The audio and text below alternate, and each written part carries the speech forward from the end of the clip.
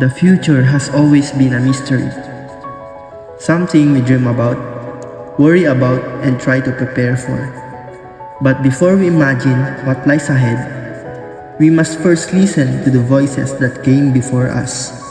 The elders carry not just years, but decades of stories, lessons, and wisdom. They have seen how the world has changed, and through their eyes, we catch a glimpse of where it might be headed. In this journey, we seek their hopes and fears, their advice and guidance. Because the future is not just our to shape alone, but a continuation of the dreams and struggles of those who walk before us. This is the story of tomorrow, told through the hearts of those who have lived yesterday.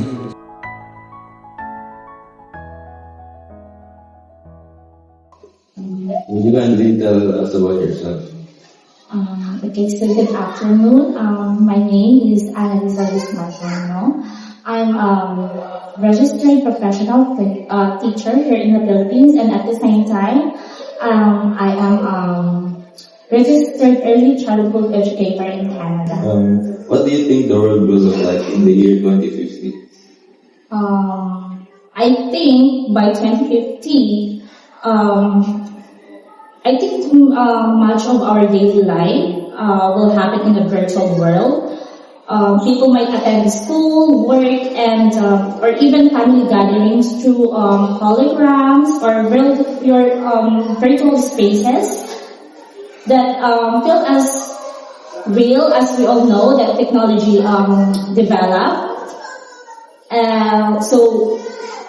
As technology developed, we could say that it is real as sitting in the same room. For example, instead of commuting to the office, you might just log into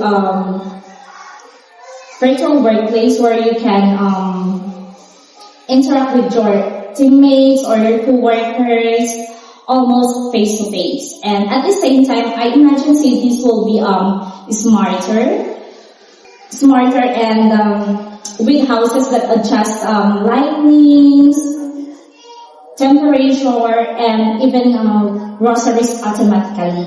So, but beyond technology, I hope that the world will also be more connected in spirit, where people from different cultures can understand and help each other more easily. Because in Canada, I know that this here in the Philippines, but in Canada we promote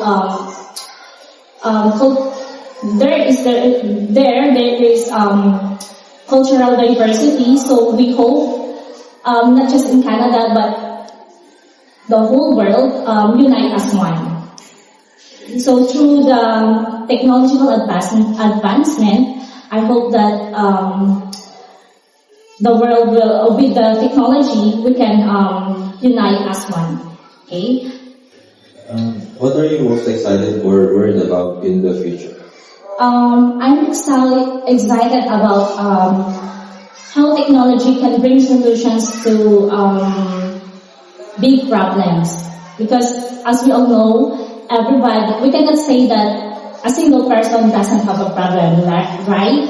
So, for instance, food might be grown in vertical farms inside cities because in cities, as we all know, there's not enough space to plant with. So if we have these vertical farms, no one goes hungry. But I'm also worried about people becoming too dependent with machines and technologies at the same time.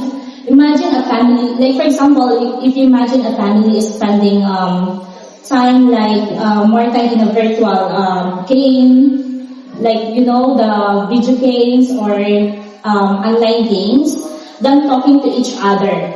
So this it could make their relationship weaker if we cannot if we are not careful and use these technologies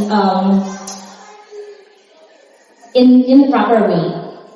What advice would you give the youth today about creating a better future? My advice is to balance dreams and discipline. Learn how to use technology wisely, But don't forget the value of human connection. Simple acts like helping at home, caring for nature, or showing respect to teachers and classmates are the roots of a better future. So the world will keep changing, but kindness and responsibility will always be important no matter how advanced life becomes.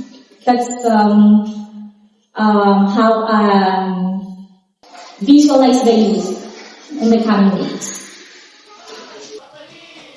Looking back on this conversation, it becomes clear that the future is both exciting and uncertain.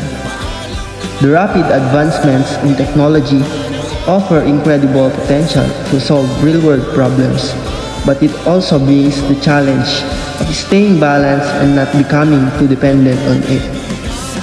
We must remember that no matter how much the world changes, the core values of kindness, respect, and human connection will always remain essential. As Ma'am Iza said, the world will continue to evolve, but kindness and responsibility will always be important, no matter how advanced life becomes. This reminds us that while we look forward to the future, it's the values we hold today that will shape a better tomorrow.